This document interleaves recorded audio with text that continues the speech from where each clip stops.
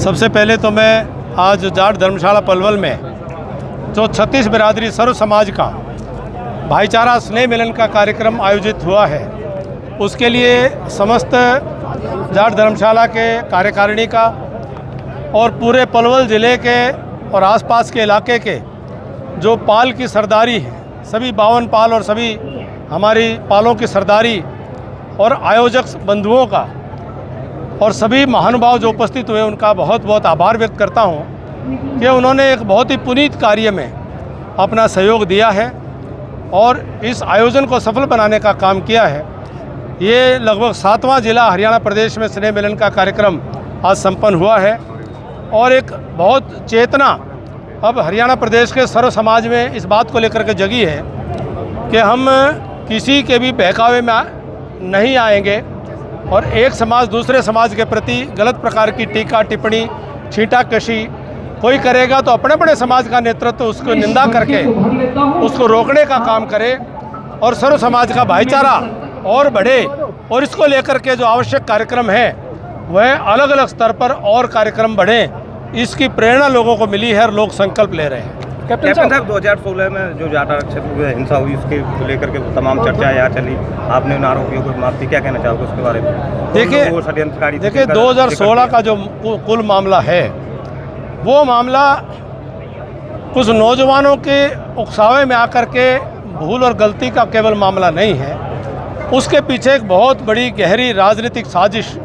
बड़ी स्पष्ट तौर पर दिखाई दी कि जिसमें ऐसे तत्व थे जो सत्ता जाने के बाद उनके मन में सत्ता को खोने का इतना भयंकर उनके तकलीफ़ थी। उन राजनीतिक लोगों ने भोले भाले नौजवानों को उन्होंने गलत दिशा में भड़का करके और पूरे हरियाणा को एक प्रकार से जलाने का काम किया।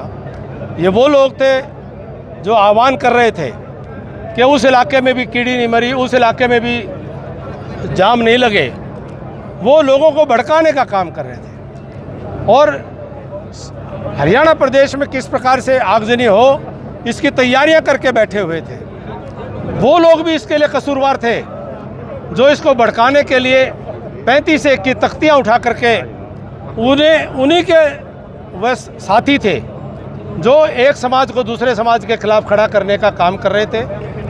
तो समाज को तोड़ने का जिसने भी पाप किया परमात्मा भी उनको अपने सजा देगा, लेकिन जो केवल उकसावे में आकर के भीड़ का हिस्सा बने थे तो मैं ये मानता हूँ कि असली दोष तो षड्यंत्रकारियों का था और षड्यंत्रकारी कानून से भले बच जाए लेकिन परमात्मा के न्याय के आगे उनको एक दिन झुकना ही पड़ेगा, उनके पापों की सजा उनको मिलेगी ही।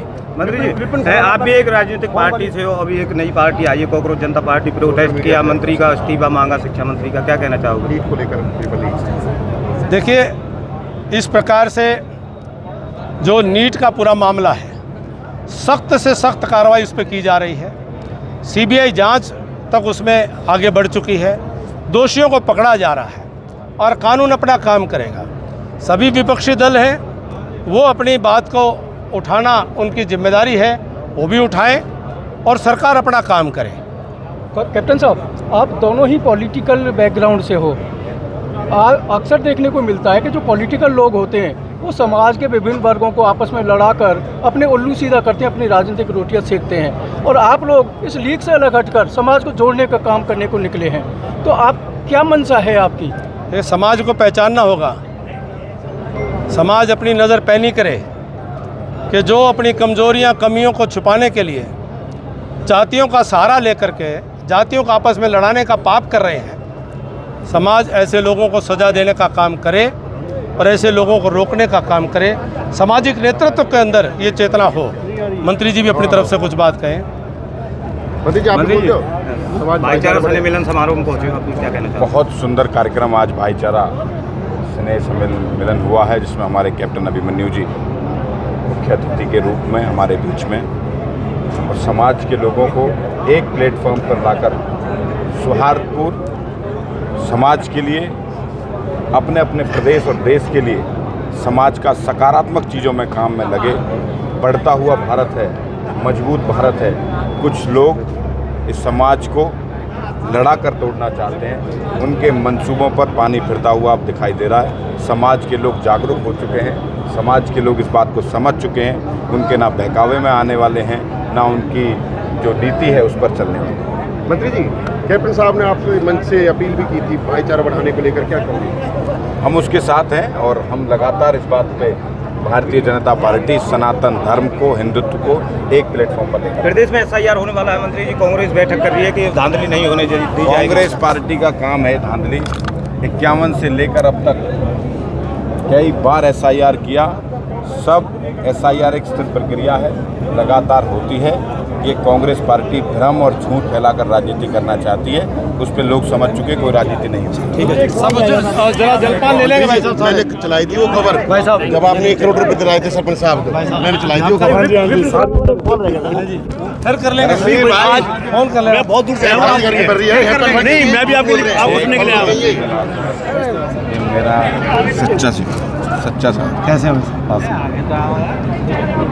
विपिन खुराना को कॉलिंग आई, उसके बाद विपिन खुराना को पत्रकार है, उनको कॉलिंग आई थी, उसके बाद हवा सिंह साहब वाले पर्दे पर आ गए। क्या कहेंगे, सोशल मीडिया की वजह से ऐसा हो रहा है? कोई भी आदमी गलत बात करेगा, एक समाज को दूसरे समाज के खिलाफ खड़ा करने की बात करेगा, वह आदमी सर्व समाज का दोषी है, मानवता का दोषी है।